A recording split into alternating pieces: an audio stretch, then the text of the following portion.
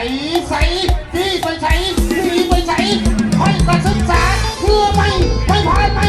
ผู้ยิ่งกันบุกลอยเพราะการศึกษาเสียซัดตักทหารเมืองไปได้บ่นี่ไปใส่ทหารเมืองข้าคนนี้เจ้ามีปืนไงให้มีปืนน้อยให้สิไล่จี้คนเจ้าเลย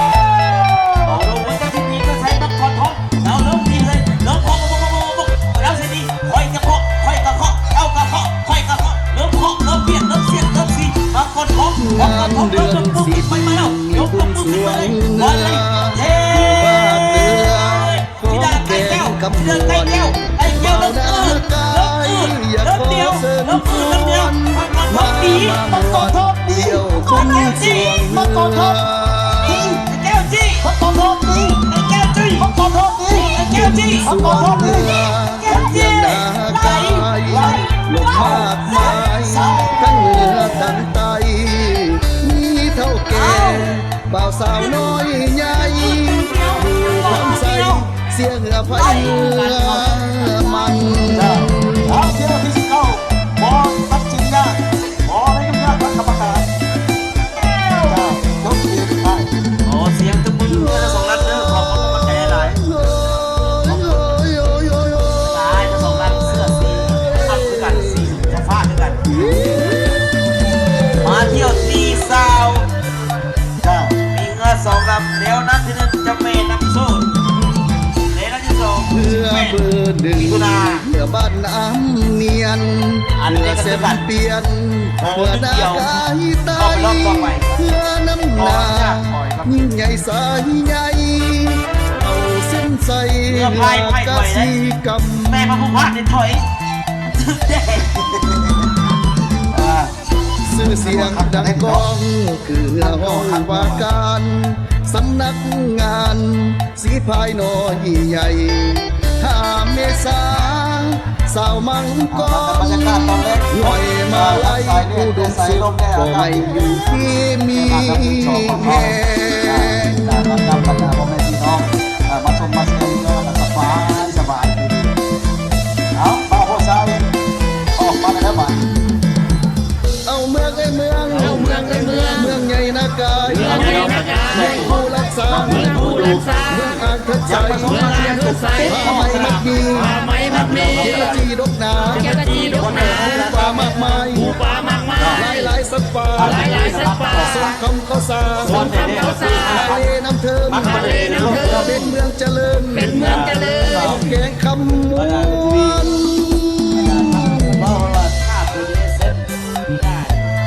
โซ่แต่พี่ไปเลยบอกโซ่พี่ไปเลยนี่เมื่อน้อยใหญ่ที่บ่ได้เอ่ยสื่อน้ำก็ให้ความอยู่ดีคือกันปัญญาอย่าให้อย่ามาผูกพันให้สุขสันต์หมดทุกทางทุกคน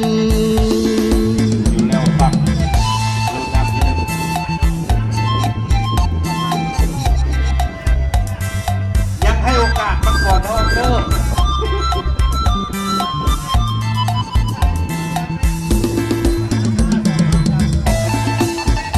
ยังคนนั้นจะให้สวย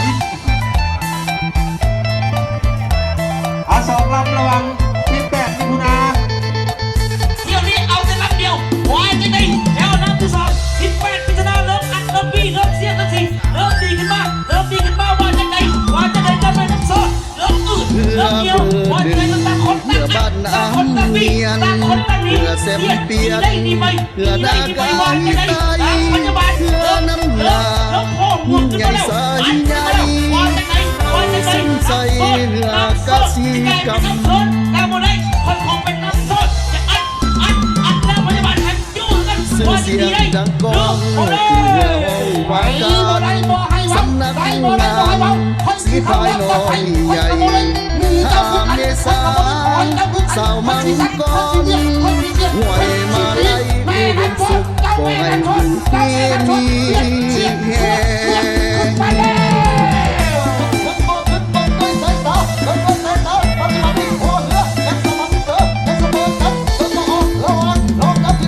เอาเมือง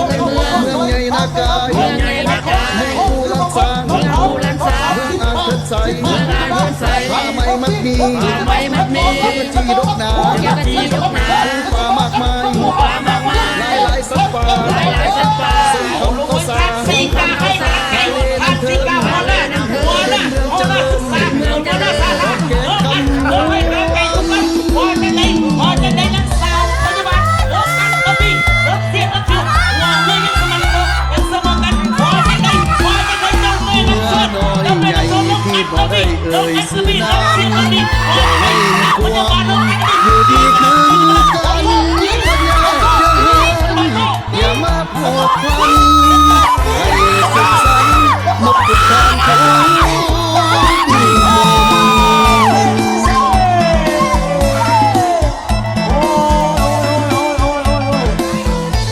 ยุคเจ้าเรียกว่าลงทีมเจ้ายุคท่านเป่าบุญจิตนะเอาท่านเป่าบุญจิตเลย บอกแล้วแม่นบอกว่าเลือดคนรอ เสียงมัน ธรรมชาติจะพูดนะสานุ งาน ธรรมชาติจะพูดโอเคนะ เจ้าเอาเดี๋ยวไปเที่ยว ธรรมชาตินี่มันแห้งแล้ว เที่ยวที่เสด็จพบกับใครมาพบกับเจ้าพ่อหัวพันของครั้งที่หนึ่ง กรรมการ นาวาน้ำเทิน คณะกรรมการขอแจ้งกันเพราะว่าผลการแข่งขันแม่นเจ้าแม่นำโชคที่หนึ่งที่สอง อ่ะ 18มี ปลา นา ละละ เจ้า เที่ยวที่สามวิ่งที่สองครับผลการตัดสินออกมาอย่างเป็นทางการ 18 มิถุนายนเรานัดที่สอง ได้เจ้าแม่นะ กับ ปีนี้ เจ้า นะ แม่น้ำโซดเราที่หนึ่งผลการตัดสินออกมาอย่างเป็นทางการเงื่อนที่เข้านัดที่หนึ่งได้แก่เฮือ เจ้า เจ้าแม่น้ำโซดเงื่อนที่เข้านัดที่สองได้แก่เฮือ แม่พิทุนาเพิ่มเติมจุดปล่อยเหือทั้งสองลำออกได้ให้ผมให้ใจเลยใจที่ขาดขยะมันเหือออกมาดังพักพร้อมเอาละเว้ยเที่ยวนี้เที่ยวที่31เจ้าพ่อบัวพันผมตะวันนะเพิ่นบางคนละกันบางคนละนี่เที่ยวนี้มันคือกันเอาแค่ลำเดียวลำที่สองรถก็เอาคนกันเสื้อผ้ายัดใส่กระเป๋ากลับบ้านว่าได้ดีใช่ไปใส่เราที่นี่ไปใส่ให้กับมือไม่พายให้กับมือเหือให้ซ้อมมาเป็นเดือนแล้วทำไมบัวพันซ้อมมาเป็นเดือนแล้วนักเชียร์นักเชียร์นักชีนักพายตัวเราที่ไปพันไปเราที่ไปแล้วไปเราพอบัวพันนักเชียร์นักจับพันเชียร์แล้วปีนี้เชียร์เลยบ่มีไผ่บ่มีไผ่เชียร์ขัดสายขัดหัวไม่หัวเรียกสีมาแล้ว เสียงสีขึ้นมาเรียกเสียงสีขึ้นมาตามมาด้วยสายตาห้องน้ำที่หนึ่งเจ้าพ่อเจ้าพ่อหัวพับให้น้ำร้อนไฟมาลัดส่งเข้ามาส่งทางไอ้บักสีได้หรือบ่สีได้หรือบ่สีต้องรับใส่สีแดงสีพายลำโพงกาแดงเจ้าเล็งเจ้าถึงหลักใจเจ้าเล็งเจ้าถึงหลักใจโอเค พันกับบัวพันเดี๋ยวมาเจอกันไปมาเจอกันนาวานักเทินอัดขึ้นมาแล้วนาวานักเทินดีนะบอกแต่ว่าบัวพันเริ่มดีแล้วบัวพันเสื้อสีก็ต่อเริ่มอัดเริ่มเสียดเริ่มสีเริ่มดีกันมา2 เล่มกันแล้ว2 เล่มกันแล้วเริ่มตีกันมาเ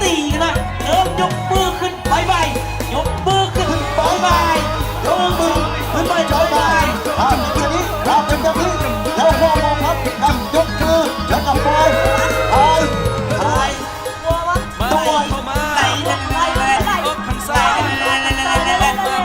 ผมจะว่าเขาเสียสาย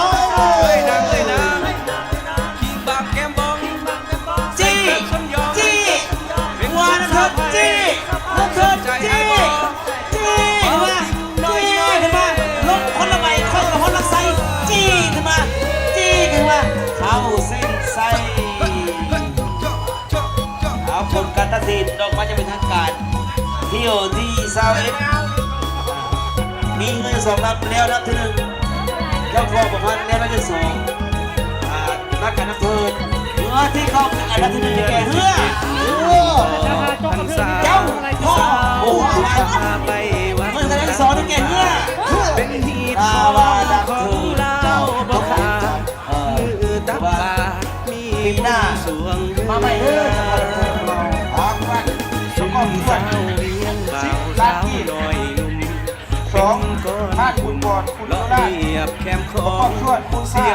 เสริมเสพเป็นธรรมนองมวนสลองสวงเมื่อวัดจันทร์ เจ้าน้องขออนุญาตเรียนเชิญ เพื่อสีไทยที่มุ่งแม่ยาเมื่อตาพังสื่อเสียงมาแหงเมื่อทินต้มสีพายเข้มแข็งผู้แซงมึงแซงแข่งขันสู่ลักใส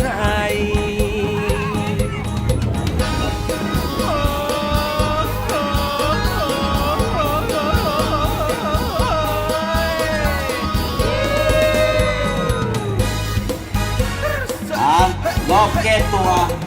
รอบสุดท้ายของทรายเที่ยวที่22กอซอยู่ในนัดที่2พอประกาศอยู่นัดที่1ที่เดือน3มิตรภาพนาวาอยู่ในนัดที่1พบครับนาวานักเทินนาวานักเทินเปลี่ยนคนไปเลยปกติผู้หญิงเอาผู้ชายขึ้นบรรจุสิพายกันเลยพอประกาศทุกอันกรรมการท่าทายุเจ้าเนาะต่างหน้าอ้อมบริษัทเกียรติวัฒน์ให้ทางนำกระดาษสักนิดเนาะขอเชิญเด้อสถานที่มอบพัดเนี่ยทางหลังทางไส้ของเราพบกับการทางการเหยียบเลยเนาะท่านนำบุตรเจ้ามันกรรมการพักแขวงเลขาพักเมืองเจ้าเมืองเป็นเกียรติครับขอเชิญสร้างภาพไปห้าเทียมเลยเด้อและต่อเนื่องเลยเนาะอันที่2เป็นอย่างไอ้กุ้ยก่อนสิได้แจ้งเพิ่นเลยฮะบริษัทที่2แม่นใครก่อนสิเชิญเพิ่นขึ้นไปมอบเลยฮะบริษัทที่1เป็นบริษัทเกียรติสุวรรณเนาะเพิ่นอุปถัมภ์มูลค่า10 ล้านกีบต่างหน้าแม่นพนังตะดำนี่บริษัทที่2กองคุ้มครองอุทยานแห่งชาตินาไก่น้ำเทินทัดสีทัดเนาะเยี่ยมไปเลยทัดที่3เป็นทัดบุตรโปรดคุณยุราชพระรูปธรรม5 ล้านกีบเนาะแล้วก็ขออนุญาตเรียนเชิญไหลเต้าเลยเนาะ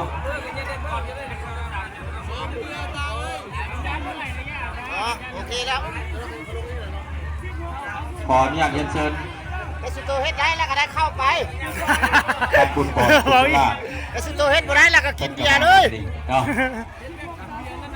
บอกอุปถัมภ์จำนวน5 ล้านกีบ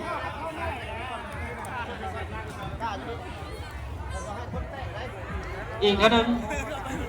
ทั้งกองคุ้มครองอุทยานแห่งชาตินาไก่น้ำเทินเพิ่นก็ไปแล้วทางด้านสีทัศน์เนาะเกี่ยมมอบบุญคาของการอุปถัมภ์แล้วและทั้งท่านบุญปอนคุณยุราช ผมพากินเบียร์เด้อผมพากินเบียร์เด้อ บอกอุปถัมภ์ ได้กินรอบสุดท้าย เมื่อช่วงประจำปีขออนุญาตเลยเด้อขออนุญาตเชิญเอาเที่ยวเงือป่ะนี่เราเกี่ยวเงือเจ้า เที่ยวเฮียแก้ตัวทรายมีอยู่2ที่เนาะเที่ยวที่2สู้นะให้ได้เด้อ การกซพบกับรองประกาศ เอาให้มันกินเบียร์วันสุดท้ายเด้อวัดเอา มิตรภาพนาวาพบกับนาวาน้ำเทินเนาะอาเซินบรรจุสีไม้ของท่านขึ้นสู่จุดปล่อย ตกละไล่ท้ายเริ่มขุดน้ำเตะกันไกลว่าจะได้ในหัวไอ้บ้ากองใส่ยูทูบเพิ่นอยู่ในหัน1 ในหันเป็นผู้ไล่หัวเริ่มอัดไล่ท้ายเริ่มเคลียร์เต็มที่แล้วผู้ชายนี่โจ๊กให้มันแล้วผู้ชายเคลียร์ค่อยคออันซองค่อยให้ซ้อมมาดนค่อยคอหัวปอกเสียชี้ขึ้นมาแล้วกออันซองซับตับห้องว่าการยังเห็นอะไรหนึ่งยังเห็นยังดูยังป้องเก็บหูเก็บชิวอย่ามองดูบ่เสียให้หนีไปละแม่ ยิงบปัจจุบันตอนนี้หัวเรือยังสมันเดินยังมองเบอร์กันอยู่ระวังรอบน้ำที่1ห้องว่าการอัดกับพนักอัดกับกอสเลือกสีตัวปัจจุบันนี้เบิก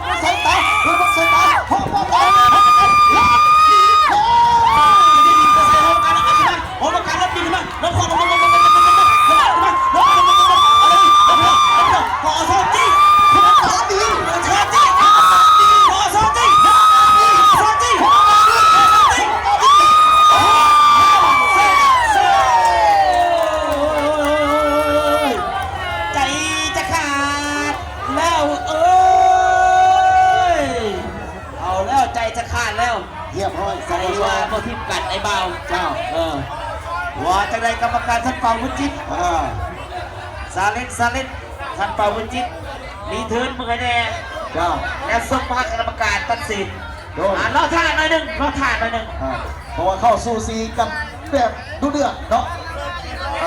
คอยอยากดูมือเดียวเอาลูกเฮ้ยยิงได้ดีไป ดีได้ไปต้องทำมิตรภาพนาวาลองยีดำลองที่หนึ่งนาวาดับเทินอยู่ลงน้ำที่สองเสื้อสีส้มเอาละไว้เบิ่งตามสายตาหัวเรือยังเมื่อกันอยู่เบิ่งบ่ออกบอกบ่ถึงลาวามิตรภาพนาวายังจี้ยังบีบยังกัดยังเล่นแต่ว่าน้ำเทินนาวาน้ำเทินยังเหนียวยังจี้บีขึ้นมาแล้ว ยังบอกบ่ถึงยังคู่ขี้สูสีน้ำเพลินโผล่หัวขึ้นมาแล้วน้ำเพลินหัวขึ้นมาแล้วเชียดสีอาชีพของการเป็นอะไรยังดูยังเพชรตัวยังบังบอยังบังบึกห้องซาเล้งเปลี่ยนขึ้นมาแล้วยังคู่ขี้สูสีลงเลยกองขึ้นมาแล้ว โอ้ยอีก3 เมตรสุดท้ายพ่อแม่พี่น้องยกมือขึ้นแน่เสียให้เต็มที่โอ้โหมาไผ่เป็นไผ่เที่ยวนี้น้ำเทินกับลาวาจิ้งเทินดีน้ำเทินดี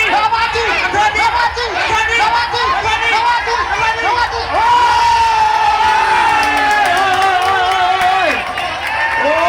ยบอกแล้วเมนบอกเลือกคนรอขอเสียงน้ำลายโอ้ย ท่านเป่าวุฒิจิตจัดเจ้า เอา ปกป้องท่านเป่าวุฒิจิต ล็อกมือทันเป่าแล้วบาดีตายบาดนี้เอาบาดยังเป็นไผ่บาดดี